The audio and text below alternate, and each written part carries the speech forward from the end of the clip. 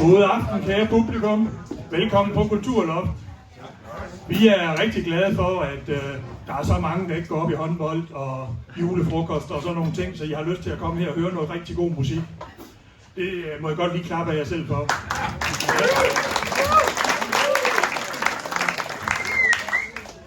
Aften i aften bliver sådan en truttrinsraket. Vi har fundet nogle lokale gutter og sat dem sammen, og de har øvet sig rigtig meget, og de har glædet sig rigtig meget til at komme her og spille for jer. Stilen, det er sådan lidt amerikaner, lidt blues, lidt folk rock, og det er nogle af sangene er med dansk tekst i hvert fald, og det handler meget lidt om det der med udkants Danmark, og de ting, der sker der omkring. Og det er faktisk rigtig fed lyrik, hvis I prøver at lytte efter. Det er han rigtig god til. Gutterne, der stiller op bagved, det er bandet, der bakker ham op. Så jeg tænker, skal vi ikke bare give en kæmpe velkomst til Asger Præst?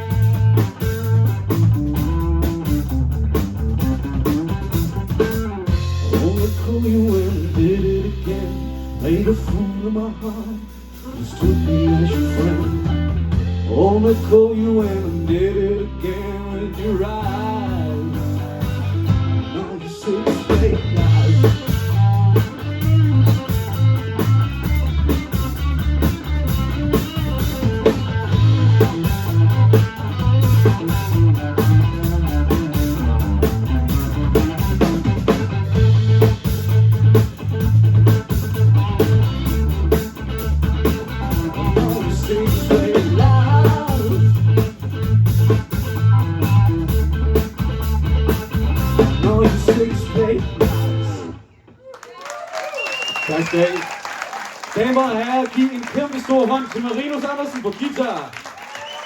Christian skifter på trommer. Og så er det fyr til venstre. Sofus Laris på bas.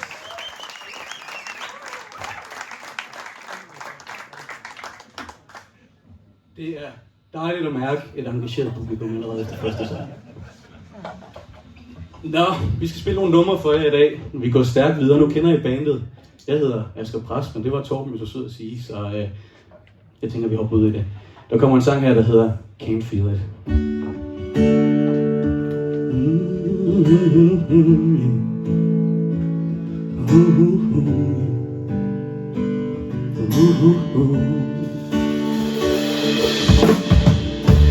Lord, something has changed in me.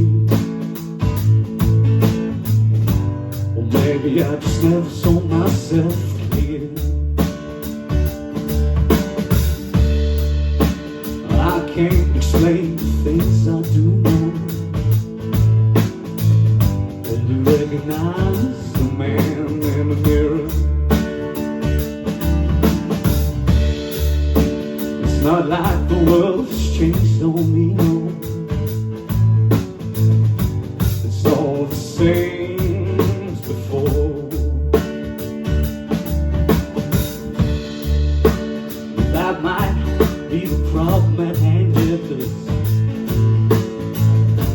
I'm just not the same anymore.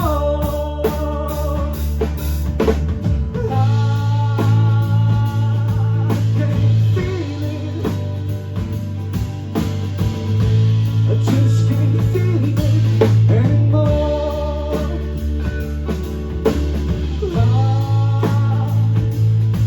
I can't feel it, oh no, no, no. Just can't feel it anymore.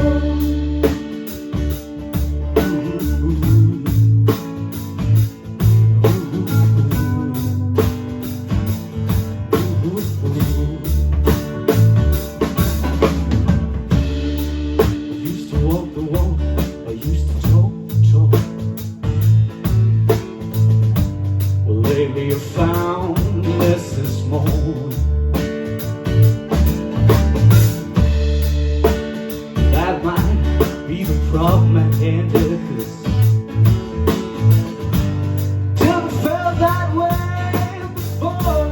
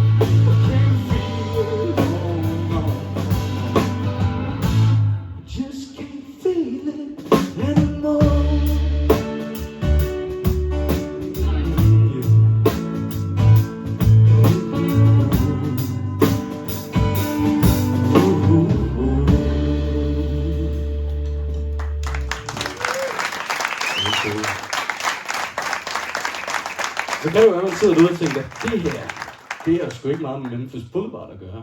Og det er ikke fordi I er gået forkert, det er bare fordi Memphis Boulevard, de spiller efter os. Vi opvarmer simpelthen for dem, hvis man skulle være i tvivl. Og når man nu er sådan en band som Memphis Boulevard, eller Mark Formand, så skal en gang imellem man tager landet rundt og spiller i forskellige forsamlingshus. Og nogle af de her forsamlingshus, de ligger i byer, der ikke er meget større end 500 mennesker eller sådan noget. Der er ikke særlig mange af de her små landsbyer. Og når man spiller sådan nogle steder, så sker det en gang imellem, at efter showet, man har givet max gas, og I kommer til at se, hvor meget de giver gas. Og de sveder, og de er klar til at komme ud i bilen og køre hjem. Så kommer de op og siger, prøv at det var ikke Candice, men det var også meget godt, siger de så. Og når man får den besked, så ved man, man er så langt ude på landet, at der ikke bor meget mere end 500 mennesker. Og det, der er det sjove ved at spille sådan nogle steder, det er, hvis man kigger ud over publikum, så sidder der rigtig mange ældre herrer, og der sidder mange ældre kvinder, og så sidder en masse unge herrer. Men der sidder ikke så mange unge kvinder, og det er fordi, at de unge kvinder, de er stukket af til Aarhus, eller Odense, eller København for at studere på universitetet. Og så er de her gutter blevet hjemme og overtaget deres farfars autoværksted, og fanden nu lige laver ud på landet. Og så går de her gutter måske drømmer lidt om deres ungdomskæreste, som er flyttet ind til Aarhus. Og det er jo de her mænd, hvis man skulle være i tvivl, det er de her mænd, der tilmelder sig datingprogrammer som Landmand søger kærlighed, eller Kærlighed, hvor kragerne vender. Så helt passende, den næste sang, den handler om det her, og den hedder Hvor kragerne vender. Den lyder sådan her.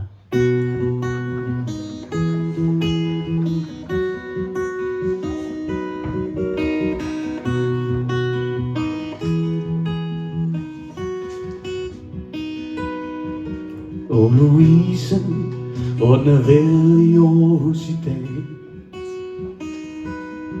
Jeg har for længst drøbet min drøm og var fuldt tilbage. Der er folk jeg går og savner, jeg kan dårligt nok sige dit navn, uden at pludselig føle det så koldt i min hjemstavn.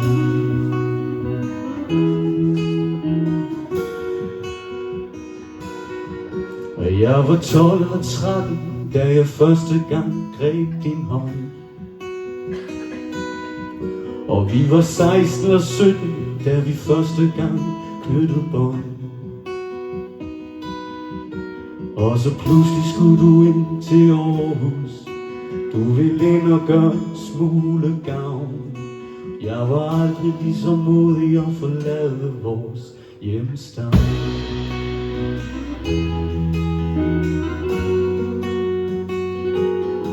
Nej, der er der ingen træer, der rusker. Man kender ikke alle en vær. Der er en anden fred i Aarhus end her.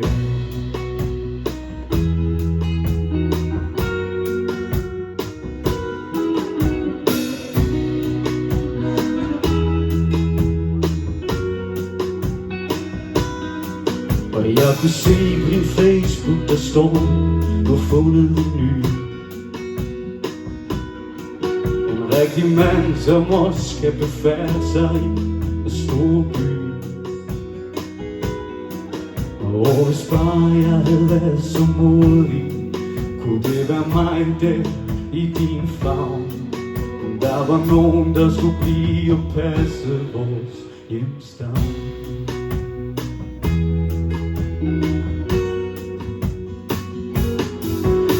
Er der ingen klubber, der dunker, butikker lukker, før de åbner her. Jeg er sikker på det i Aarhus, at det sker.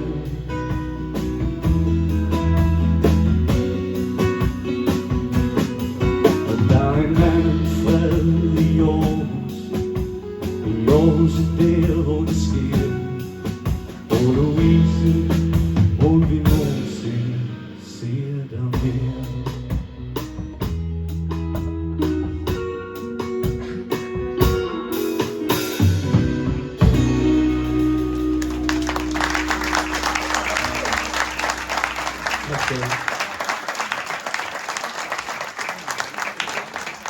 Ude omkring Pindstrup et sted, der bor der en ung pige, sangerinde, som hedder Laura Foss, og som i øvrigt er utrolig dygtig. Hvis jeg gør jer selv en tjeneste, så gå ind og lyt til noget af det, hun har på Spotify. Den er rigtig god. Og det kan jeg især tillade mig at sige, fordi jeg har skrevet nogle af hendes sange for hende. Og en af de sange, det er den, vi skal til, lige så snart jeg lige er færdig med at stemme. Den hedder Baby Blue, og det er den sidste sang, hun udgivet. Det er sådan set også den eneste sang, som vi har udgivet, som jeg har skrevet for hende. Men det gør vel ikke noget. Det er min sang, så det er, vi kan spille den, hvis vi har lyst. Her kommer i hvert fald Baby Blue.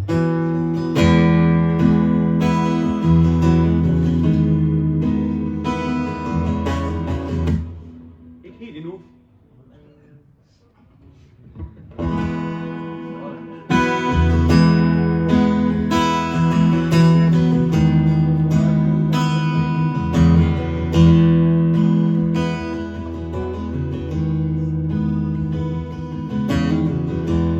Just me and my joke alone.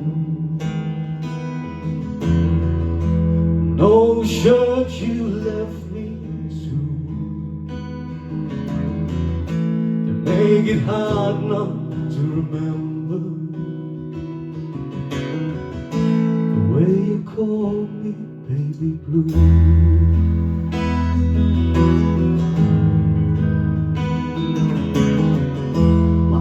Was left with you alone. We will fight like lovers do. When we made up in the morning, at least you called me baby blue. How much more should I surrender? How much more can I go through? How it hurts to remember the way you call me baby blue.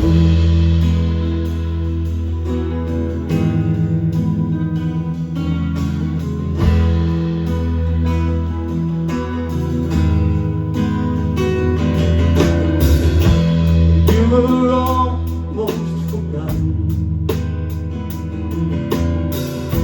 Sophie saw you with someone new.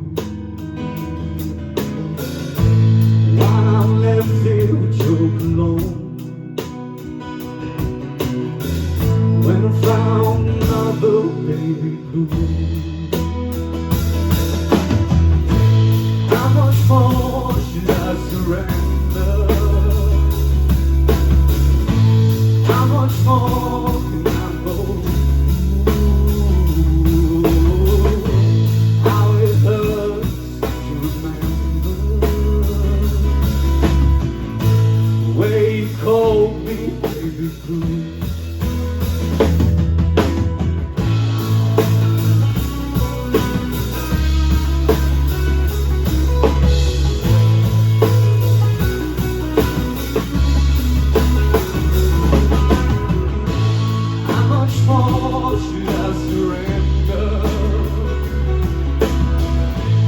How much more can I go through?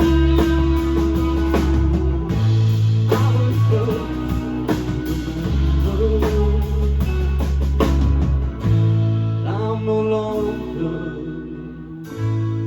will go. I'm no longer baby blue.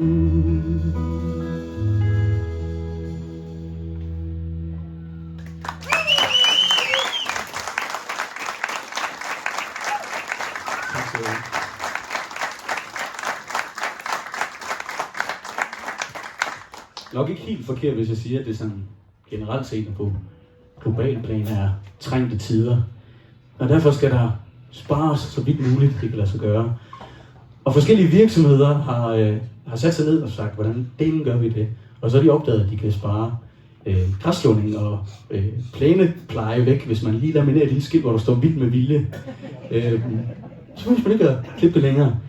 Og så lagde jeg mærke til forleden dag, da jeg kørte fra Hornslet, hvor jeg bor ud mod Krejbjerg, at der har man taget skridtet videre, så man simpelthen skåret det ud i metal.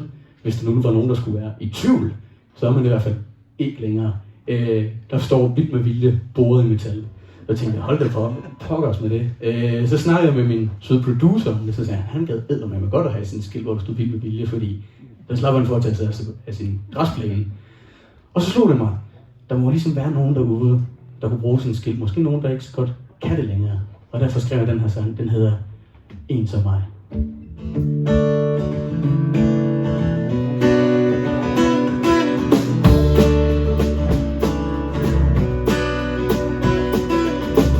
Sønnen Erik har alt for travlt. Han er overlæge i København. Den tid som stilet tager,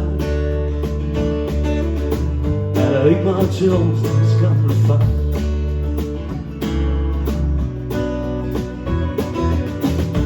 Græsplæn, den får lov at gro. Det vil med vilje, skulle man tro. Jeg vil skaffe et skilt til en serie. Det snarer ryggen, der ikke kan mere. Her på Sortemosevej, der sidder en som jeg. Lige så stille for sig selv. Jeg løser et krydsord, slår tiden ihjel.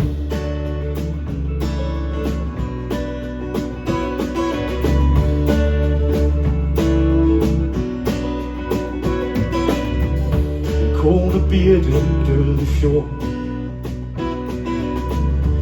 kærlig kvinde, en kærlig mor. Og hun lavede mad i 40 år. Ufærdige retter og alt for. Her på Sortmosevej, der sidder en som jeg, lige så stille for sig selv. Der løser et krydsord til tid igen.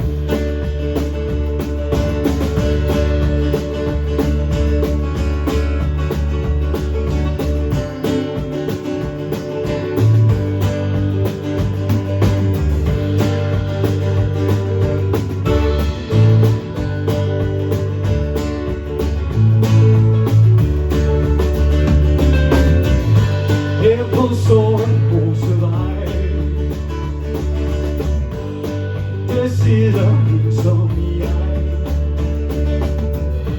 lige så stille for sig selv. Der løser et krydsord, slår tiden ihjel.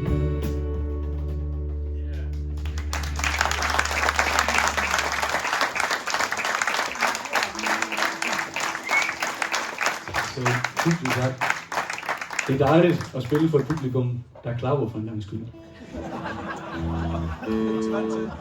Det er ikke så længe siden, jeg sådan er begyndt at tage det her med at komme ud og spille og udgive musik og sådan noget lidt alvorligt. Så det er heller ikke så længe siden, jeg udkom med min første single. Og det er en single, som ligesom i de gode gamle dage består af en A- og B-side. Og A-siden på den single, den hedder She Already Knows. Og det er den, vi skal til at spille for nu. Det lyder sådan her.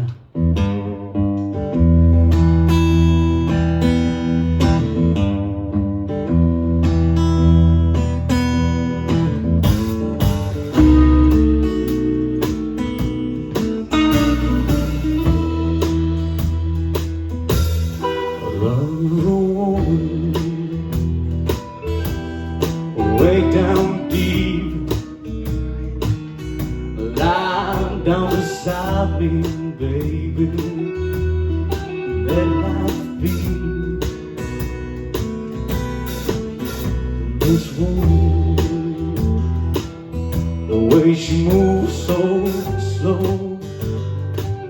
Don't think I've ever really told her, but she already knows.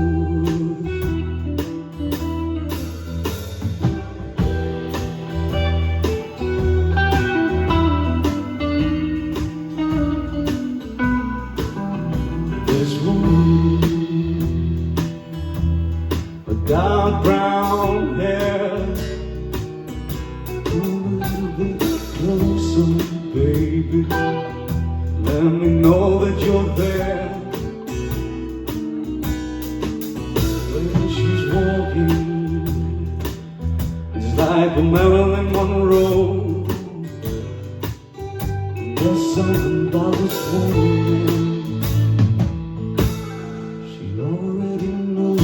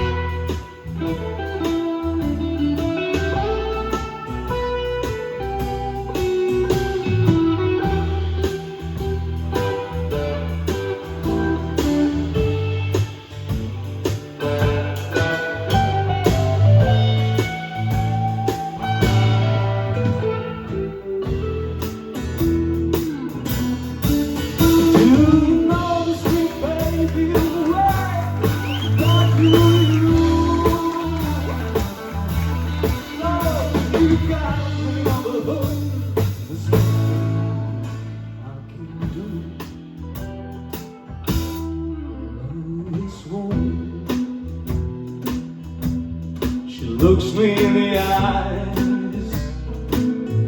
I don't care about all the stories and all the lies. This woman, no matter where she goes, she got me right where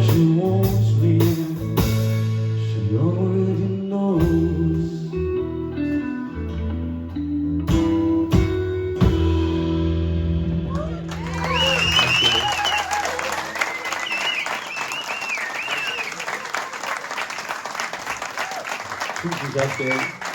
Hvis vi bliver søde hjemme med lige at give en kæmpe hånd til mit band, fordi så bliver det så meget lettere at få det til at dukke op en anden gang også. Kæmpe hånd, det er aldrig navn til dem. De 3 troubadurer, mine damer og herrer. Det er faktisk første gang, at vi er ude som bandensemble. Altså normalt har jeg spillet meget solo,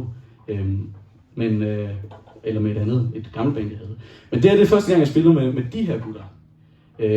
Og dengang vi sad og øvede, så kunne vi godt se, at vi manglede lige en sang, før det sådan lige gik op med sættets længde. Så sagde de, kan du ikke spille en alene? Nå, det kunne jeg så godt, det var jeg så vant til. Og så jeg har faktisk en om Ebeltoft. Og det skulle jeg aldrig have sagt, fordi den var ikke skrevet færdig, og så fik jeg lige pludselig rigtig travlt. Jeg har gjort mit bedste. Spiller jeg den foran en masse mennesker, der bor og befærder så meget i Ebeltoft, så må vi se, hvad dommen ender med at blive. Men ikke desto mindre, så lyder den sådan her.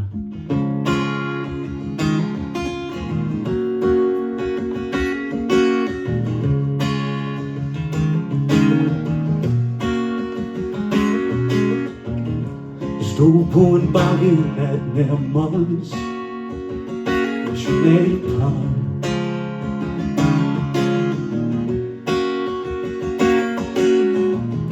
Jeg søgte efter stjerneskud, men Ebeltoft lyste alt for klart.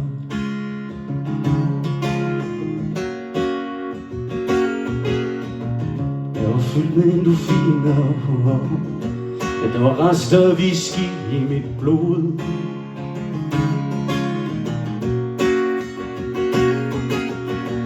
Melodien til et vers, der for længst er sat sig fast i mit hoved. Og den sagde, prøv at elske mig nu, som jeg står lige her. Siger dig, hvis du kunne, skal du klare mig, når jeg er værst.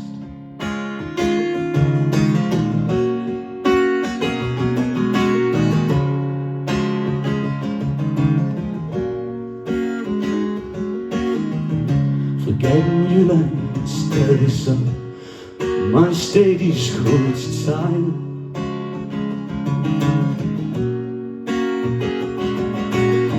Til langt flere bedrifter end man nogensinde kunne tillægge mig.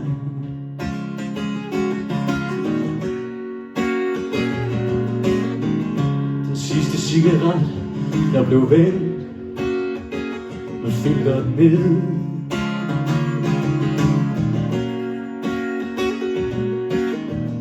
Den gør sit job, mens jeg samler mod til at synge med.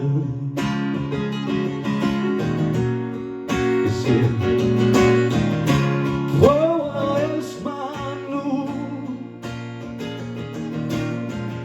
som jeg står lige her. Sig dig, hvis du kunne, skal du tage mig, når jeg er værst.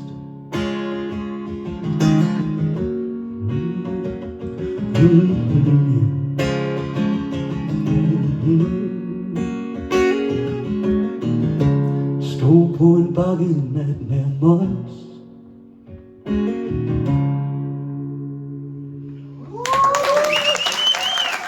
Ja, det er sødt. Tak skal du have.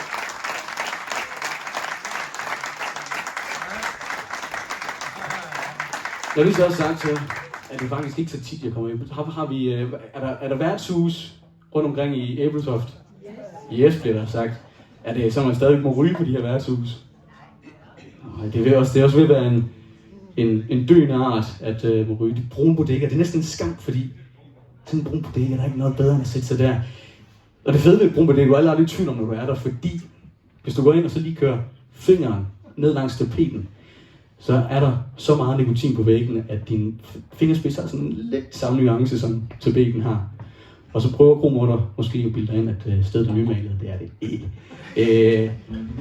En anden måde, det er også, at du kommer op i baren, og hvis ikke man har prøvet det her, så forstår man det ikke. Men man sætter sig i baren og bestiller en Tuborg, og så kommer der en fuld herre op til en, og så siger han, ved du godt, at Tuborg, det er forkortelsen af til unge borgere og raske gutter, eller tænder uden bukser og røvgevir, eller et eller andet, du var. Og så ja, det var jeg godt klar over. Men hvis du oplever det, hvis du finder dig selv med nikotin på fingerspidserne og en fuld herre, der forklarer dig, hvad Tuborg er forkortelsen af, så ved du, at du ikke bare er på et brun bodega, men også skal til at komme en rigtig god aftenmøde. Og det vi skriver en lille sang om, og den hedder Sikke en nat. Det lyder sådan her.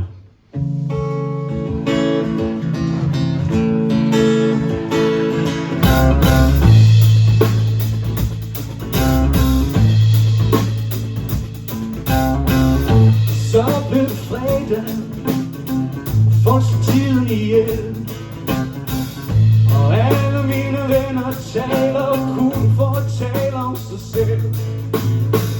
Det eneste, der taler om mig, er mig. Det eneste, der taler om mig, er mig.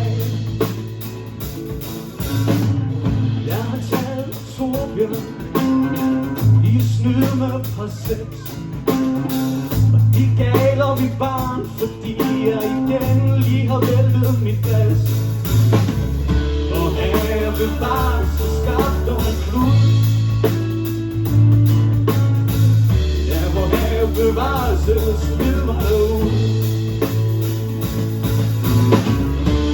Sikke en nat vi har haft her hos os.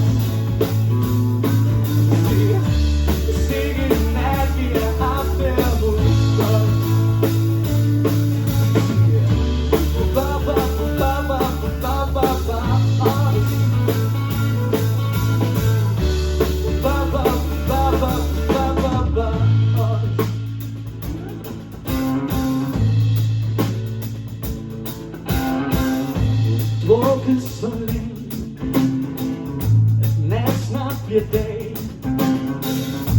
Christian forklarer mig, hvad Tuborg er forkortelsen af. Jeg tøs uden bøvl og røv i bilen. Ja, jeg tøs uden behov og røv i bilen. Sikke en nat vi har haft der hos os. Sikke en nat vi har haft der hos os. Ba ba ba ba ba ba ba. Ba ba ba ba ba ba ba.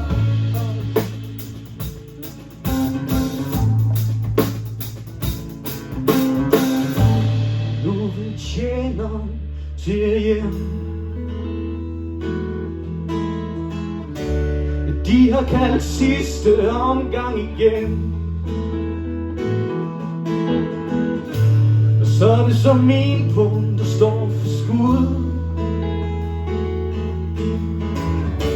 Jeg leder efter nærmest en nødgang ud.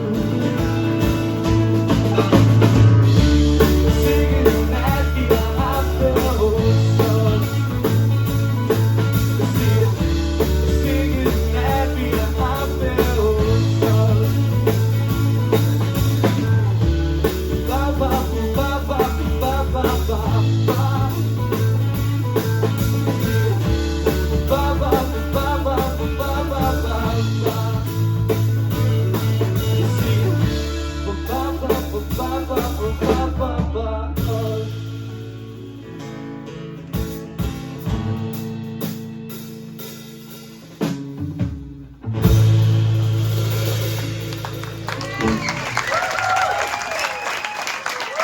Jeg ved, hvad den her sang er, det er slutningen, vi ikke har øvet os på, det er det, man kan finde den.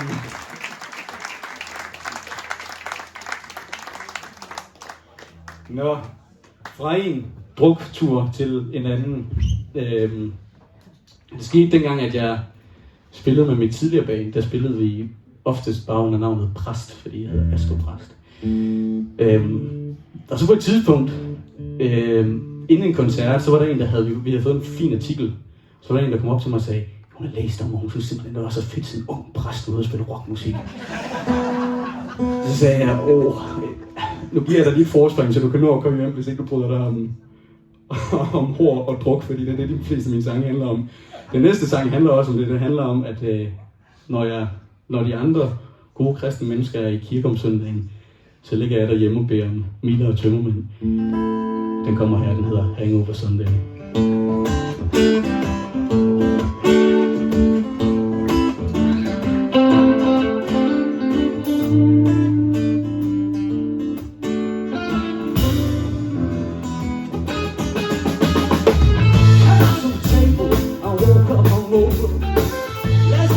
So drunk I couldn't even tell I wasn't sober. Never on the nightstand, he was preaching in the street.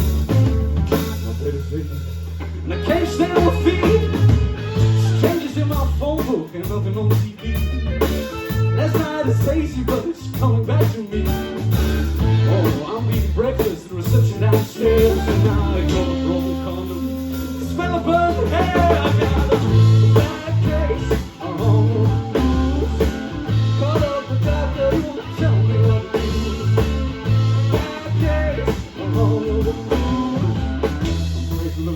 He's ignoring me too.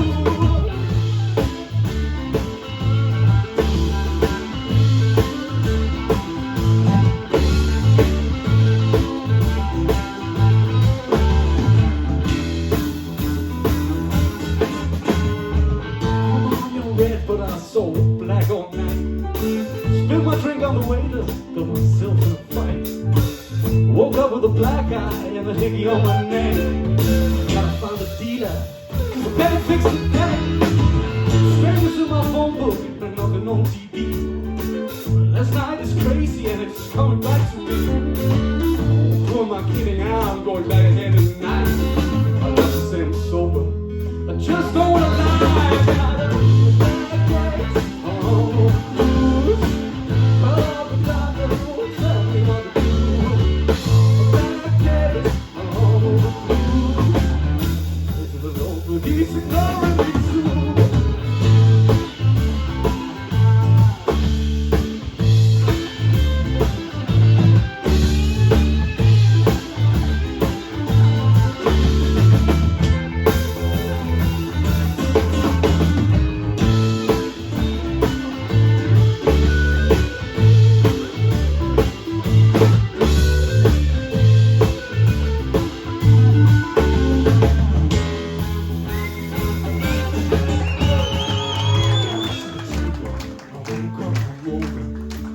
Last night I got so drunk I couldn't even tell I wasn't sober.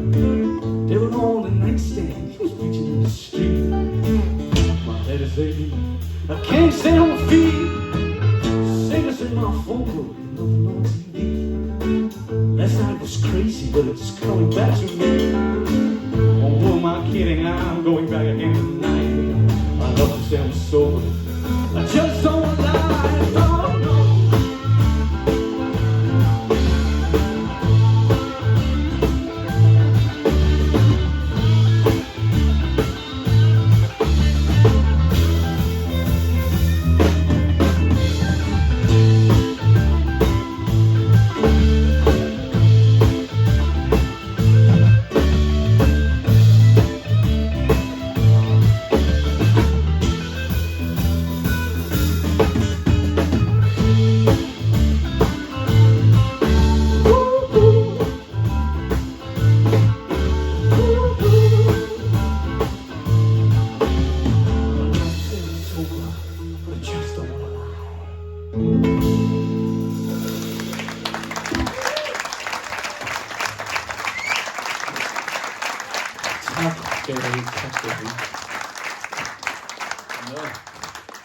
Nu er vi nået til vores sæts sidste sang.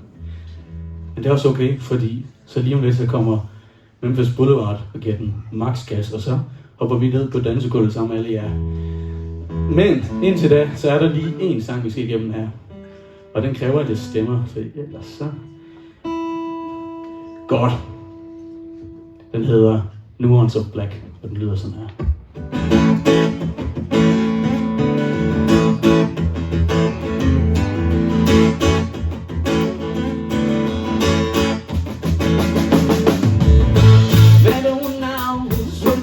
gone.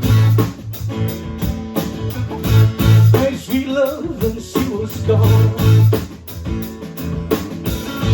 Never met a woman with a touch like that. Gave me all the love she had. Was beautiful, radical, oh yeah. I was waiting for her to take me back. Beautiful, radical, oh yeah. Love was a different one's black.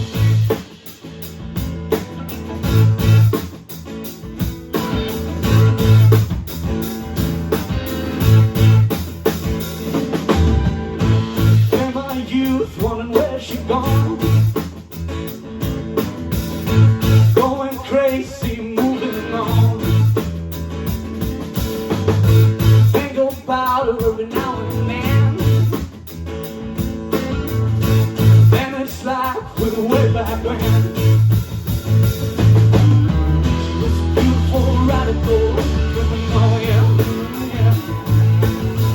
I was waiting for her to take me back, oh, oh, oh. A beautiful, radical, oh yeah. Love was a different one, so black.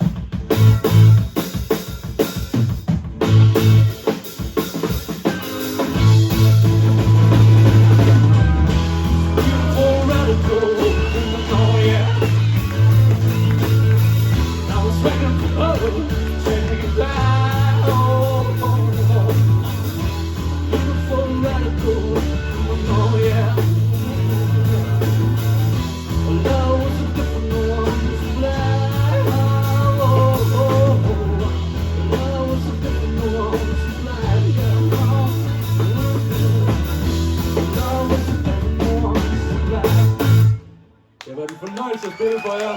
Tusind tak, fordi I måtte komme. Og tak, fordi I kom forbi.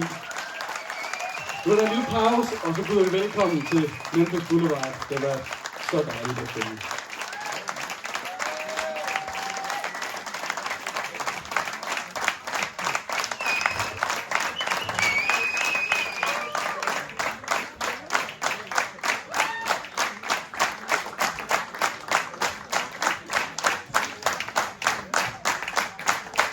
Helt teatrisk, så hugger vi lige.